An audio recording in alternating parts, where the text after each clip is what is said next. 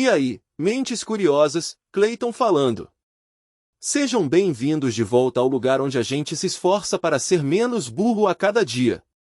Hoje, a gente vai mergulhar de cabeça em um assunto que é pura magia, mistério e história, as origens reais por trás das lendas mais famosas do folclore brasileiro. Se você está pesquisando sobre a origem do Saci, lendas brasileiras, história do Curupira ou mitos indígenas, este é o vídeo certo.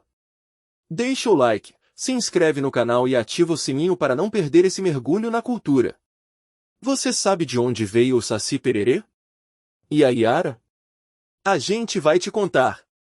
Prepare-se para descobrir como mitos africanos, europeus e indígenas se fundiram, criando personagens que são a cara do nosso país. Vamos desvendar as datas e os contextos históricos que moldaram esses seres. Se você quer saber por que o Saci usa gorro vermelho, como o Curupira protegia as matas no século XVI ou qual a conexão do Boitatá com a colonização, fica com a gente. Chega de papo, hora de ficar mais esperto. Roda a vinheta.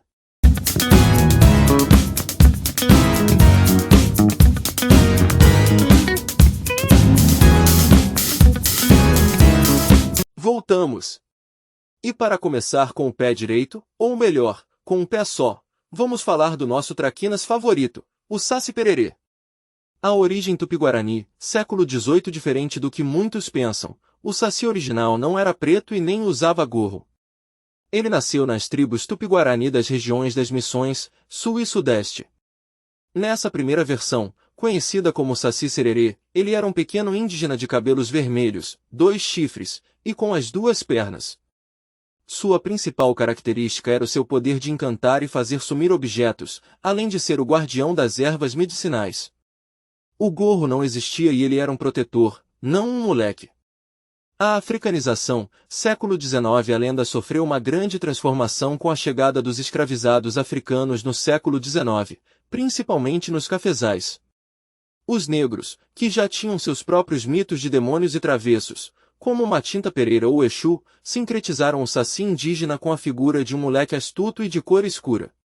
É nesse período que o Saci perde a segunda perna, a causa é incerta, talvez por luta de capoeira ou castigo, ou pela associação com a perna de pau dos negros mutilados pelo trabalho, ganha o cachimbo, hábito comum entre os mais velhos nas senzalas, e adquire o famoso gorro vermelho. O gorro europeu, o gorro vermelho, fundamental para o seu poder de criar redemoinhos, é uma clara influência dos duendes e gnomos europeus, como o trasgo português, que também usavam um gorro para se locomover. O folclore brasileiro é esse caldeirão de culturas. A versão moderna que conhecemos é fruto dessa fusão. A primeira menção escrita detalhada da versão africana é de 1883, na obra de João Monteiro. Eita, Clayton, eu não entendi. Se ele era um indígena protetor, por que a versão de um pé só e que faz bagunça é a que ficou famosa? Ele virou mal? Excelente pergunta, burrinho. Ele não virou mal, ele virou mais humano e mais brasileiro. A versão do moleque bagunceiro do século XIX foi popularizada por Monteiro Lobato em 1917. Lobato queria um personagem que fosse a cara do país. O Saci bagunceiro, que não pode ser pego, mas que não faz mal real, representa o espírito de resistência e a travessura bem-humorada que era necessária para aguentar os perrengues da vida no campo e da escravidão. Ele é o equilíbrio entre o malandro e o guardião da natureza. A lenda do Saci nos ensina sobre a miscigenação cultural e a adaptação de mitos em um novo território. Saindo do redemoinho e entrando na Mata Virgem, vamos falar do protetor mais antigo e implacável do nosso folclore, o Curupira. Raízes pré-cabralinas, século XVI. A origem do Curupira é puramente indígena tupi-guarani, sendo uma das lendas mais antigas registradas por cronistas. O nome, Curupir, significa coberto de pústulas ou corpo de menino em algumas etimologias, embora a mais aceita o associe à sua pele, curu, coberto de, e pira, pele. O que é notável nele são os pés virados para trás, uma característica que já estava presente nas lendas no século XVI, conforme relatos de jesuítas como José de Anchieta. O primeiro registrador, 1560 é por volta de 1560 que o padre José de Anchieta faz uma das primeiras menções escritas. Ele descreve o Curupira como um demônio que assombrava os indígenas, mas o objetivo dele era claro: proteger a floresta. Ele era o terror dos caçadores e exploradores que desrespeitavam a natureza. Sua principal tática, os pés virados, servia para confundir quem tentasse seguir seus rastros na mata, garantindo que o invasor se perdesse e fosse punido. Ao contrário de outros personagens que sofreram grandes influências europeias e africanas, o Curupira manteve-se incrivelmente fiel à sua origem indígena. Sua lenda é um reflexo do profundo respeito que os povos originários tinham pela floresta. Em um período de intensa exploração do pau-brasil, séculos XVI e XVII, a lenda do Curupira servia como um código moral, uma forma de garantir a sustentabilidade das aldeias. Se o caçador tirava mais do que precisava, o castigo viria. É a materialização do conceito de reserva ambiental antes da existência do termo. Poxa, Clayton, que medo! Se o Curupira tem os pés virados, como é que ele corre tão rápido?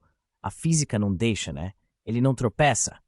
Boa, burrinho, agora você tocou em um ponto de mágica e folclore.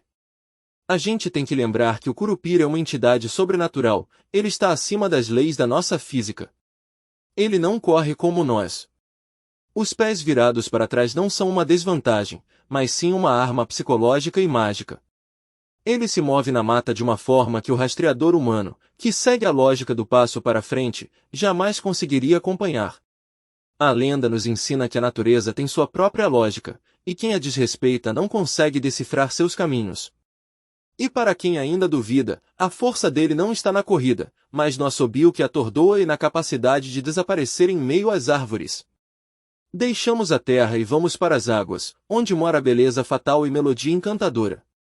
É hora de falar da Iara, a sereia brasileira. A fusão de culturas, séculos XVI e XVII. A Iara, ou Iara, aquela que mora na água em Tupi, tem uma das origens mais complexas e interessantes por ser uma nítida fusão cultural. Originalmente, a lenda indígena não falava de uma sereia, mas sim de um ser chamado Ipupiara, o que está dentro d'água. O Ipupiara, século XVI, era um monstro feio, que saía da água para matar pescadores, sendo um homem-peixe mais parecido com um demônio marinho, sem o charme. A sereização, 1600 em diante. A lenda da Iara ganhou o corpo de mulher e a cauda de peixe pela influência europeia trazida pelos colonizadores portugueses e espanhóis.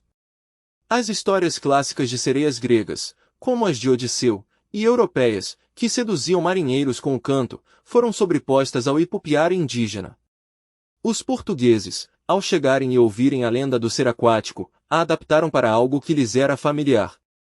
O canto da Iara é o elemento-chave que comprova essa influência, pois o canto sedutor é o traço mais marcante das sereias europeias. A Iara é particularmente forte na região amazônica. A lenda floresceu no contexto das grandes navegações e da expansão fluvial no interior do Brasil, século XVII e XVIII. Os rios eram a principal via de transporte, mas também eram cheios de perigos desconhecidos. A lenda da Iara servia como uma advertência para os homens, pescadores, canoeiros, bandeirantes, que passavam muito tempo longe de casa e eram tentados por outras mulheres nas beiras dos rios. Ela é o perigo que se esconde na beleza, a materialização da atração e do risco que o desconhecido fluvial oferecia. Clayton, me explica. A lenda diz que ela era uma indígena guerreira, a melhor de todas, que foi jogada no rio pelos irmãos. Isso é verdade ou é só um jeito de deixar a história mais dramática? Excelente observação, burrinho. Essa parte da Iara ser uma indígena guerreira que se destacava, causando inveja nos irmãos que a afogam, e por isso ela é salva pelo pajé ou pelo deus do rio e se transforma em sereia, é uma adição posterior e um esforço narrativo para humanizar e dar um passado à figura. Ela torna a Iara menos um monstro e mais uma vítima transformada. Não há registros dessa história nos primeiros relatos do século XVI. A função dela é principalmente moral e cultural, explicando o perigo dos rios e reforçando o poder da natureza sobre o homem. Ela é o resultado final de 3 séculos de contos e recontos. Para fechar nosso mergulho, vamos acender as chamas da noite. Falaremos do boitatá, a serpente de fogo que assombra os campos. Século XVI, o boitatá, em tupi, é boitata, que significa cobra de fogo ou coisa de fogo. Assim como o curupira, sua origem é primordialmente indígena. As primeiras menções, por volta de 1560, também são de Anchieta. Na versão original, ele era uma cobra gigante com olhos que brilhavam como brasas. A função principal dessa lenda, nas aldeias, era explicar os fenômenos óticos da floresta e dos pântanos, o fogo-fato. A explicação científica, fogo-fato. O fogo-fato é um fenômeno real. Ele acontece em pântanos e terrenos alagados e pantanosos, onde a decomposição de matéria orgânica, incluindo corpos de animais mortos, como o gado, libera gases como o metano e a fosfina. Esses gases são inflamáveis e podem incendiar-se espontaneamente, criando uma pequena labareda que flutua no ar, especialmente à noite, dando a impressão de uma cobra ou tocha em movimento. Contexto da pecuária. Século 17 e 18. A lenda do boitatá ganhou força e a característica de proteger os campos e o gado, no ciclo da pecuária, séculos 17 e 18, especialmente no sul do país. A lenda evoluiu, associando a serpente de fogo aos grandes incêndios que devastavam os campos. A história de que o boitatá era a única sobrevivente de um dilúvio que inundou a terra e que, para se proteger, comeu os olhos de todos os animais para absorver sua luz e virar fogo, é uma explicação mítica para sua forma e poder. O boitatá se tornou, portanto, o guardião das pastagens contra os incêndios acidentais e, por extensão, um protetor da vida animal contra a morte. Clayton, eu sou um burrinho, mas essa eu sei. O boitatá é só fumaça e gases, né? Mas por que a lenda diz que ele é perigoso e pode cegar quem o olha? É só um gás queimando. É uma visão bem científica, burrinho, mas o folclore precisa de mais. O perigo de ser cegado pelo boitatá tem um significado simbólico profundo, que transcende o gás. O mito diz que se você olhar diretamente para ele, pode enlouquecer e morrer. Isso não é só para proteger a pessoa do fogo, mas é uma advertência moral contra a curiosidade desmedida e o desrespeito pelos limites da natureza. O folclore nos ensina que há fenômenos que não podemos entender com a nossa lógica, e o melhor a fazer é respeitar e se afastar. É um mecanismo de defesa cultural para que as pessoas não se arrisquem nos perigos dos pântanos e das grandes queimadas, mantendo a ordem e a segurança nas comunidades. Mini resumo do burrinho. Saci começou indigena protetor no século XVIII, mas virou o moleque travesso de uma perna só no século XIX pela fusão com mitos africanos e europeus. É o símbolo da nossa mistura. Curupira é o guardião indígena mais antigo de eles. Os pés virados são a magia para proteger a floresta dos caçadores e confusores. Iara era o monstro feio e pupiaras. Virou a sereia cantora pela influência das lendas europeias, sendo o aviso sobre os perigos nos rios amazônicos. Boitatá, a cobra de fogo indígena, é a explicação mágica para o fogo-fato, gases em pântanos, e protege os campos. Olhar cega por magia e respeito à natureza. Pronto, assim fica até mais fácil de eu contar para minha família na fazenda. Fiquei menos burro a cada dia, de novo. E é isso, pessoal! Saímos deste vídeo menos burros a cada dia e com muito mais história para contar. Espero que tenham gostado de desvendar as origens do Saci, Curupira, Iara e Boitatá. Se você curtiu o nosso folclore e quer mais histórias de fusão cultural, deixe um comentário aqui embaixo. Qual outra lenda você quer que a gente desvende? Já, curte, compartilhe e ative o sininho para não perder nenhuma novidade. Um abraço e até a próxima!